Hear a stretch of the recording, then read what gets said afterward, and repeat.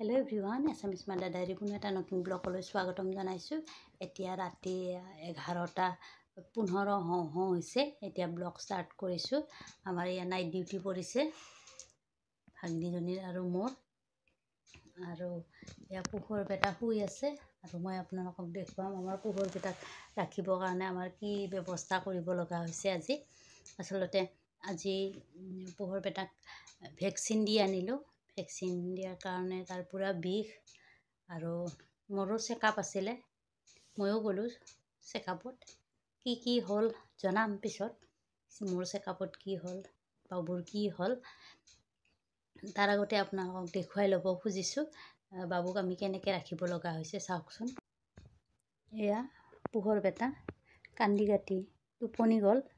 আৰু এইফালে এনেকৈ আমাৰ যাৰ নাইট ডিউটি পৰে সেই ৰাতিটো এনেকৈ ভৰি দুখন ধৰি ৰাখিব লাগিব, কাৰণ সেই ভৰি দুখন মাৰি দিয়ে। ভৰি দুখন মাৰি দিয়াৰ লগে লগে একেবাৰে কান্দি উঠে, বিষায়। যিহেতু এইখন ভৰি আৰু সেইখন ভৰি দুয়োখন ভৰিতে ভেকচিন দিয়া হৈ গৈছে, সেইকাৰণে যেতিয়া ভৰি দুখন কচাই নিয়ে তেতিয়া বহুত বিষায় আৰু কান্দিবলৈ ধৰে। সেইকাৰণে আমি ভাবিছোঁ ৰাতিটো এজনী এজনী কৰি ভাগ কৰি লৈছোঁ আৰু এনেকৈ ধৰি থাকিম। ধৰি থাকিলে সি নাকান্দে, ধুনীয়াকৈ টোপনি যায়।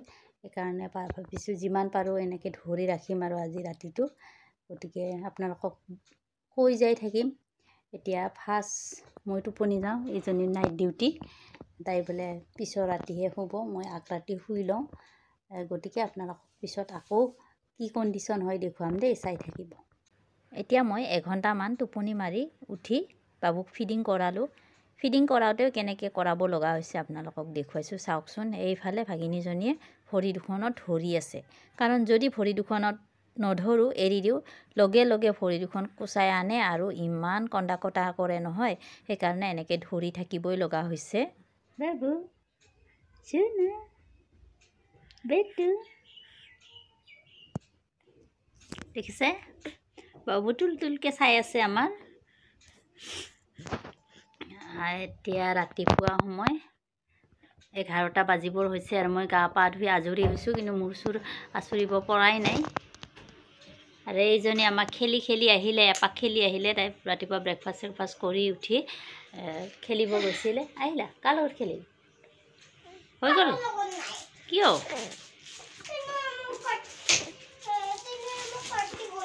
কিয়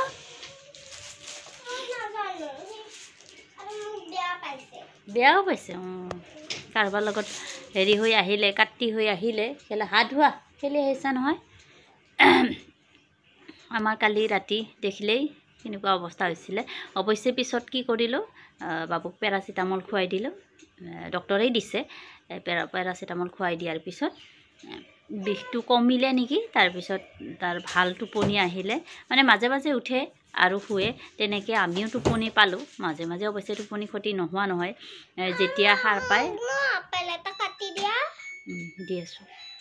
তাৰপিছত বাবু তেনেকৈ শুলে, আমিও শুব পালোঁ, একেবাৰে নোপোৱা নহয়। আজিও তাৰ এনাৰ্জি ডাউন হৈ আছে, এয়া দেখিছে। বিষটোতো থাকিবই। আমি কালি যিটো 1.5 মাহৰ বেজী আছিলে, সেই বেজীটো দিলোঁ। তাৰ আগতে মই কওঁ, মোৰো চেকআপ আছিলে, মোৰ চেকআপতো গ'লোঁ। চেজাৰিয়ানৰ পিছত 1.5 মাহত চেকআপত মতা হয়, মোক মাতিছিলে, মই গ'লোঁ। আচলতে 25 ডিচেম্বৰত আমাৰ আছিলে চেকআপ, কিন্তু সিদিনাখন খ্ৰীষ্টমাছ আছিল কাৰণে আমি 2 দিন লেটকৈ গ'লোঁ। তাৰপিছত মোৰ চেকআপ হ'ল, চেকআপ কৰি চাই চিতি সকলো ঠিকে আছে বুলি ক'লে। কেৱল অকণমান বিষ হয় মাজে মাজে, অকণমান বেছিকৈ হালাহালি কৰিলে, সেইটো ক'লোঁ। তাৰপিছত ক'লে অকণমান বিষ থাকিবই কেইদিনমান, তাৰপিছত ঠিক হৈ যাব বুলি কৈছে। আৰু লগতে মোক দিলে প্ৰ'টিন পাউডাৰ। কেলছিয়াম আৰু আইৰণ দিয়ে আছে।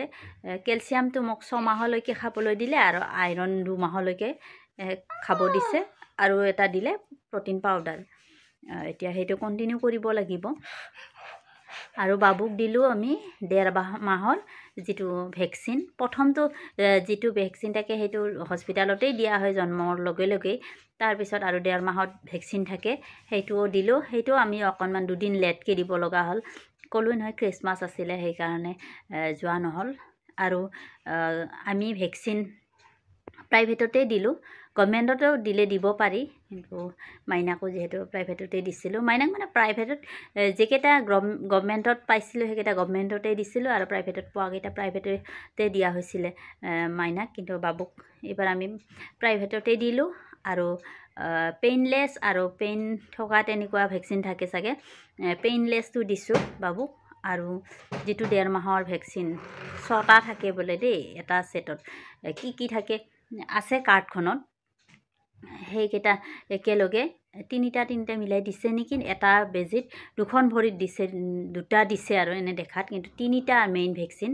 আৰু তাত আমাৰ মুঠ খৰচ পৰিলে 7,500 টকা, মানে ভিজিট ফিজ লৈ 7,000 মান হ'ব চাগে ভেকচিনটোত কালি।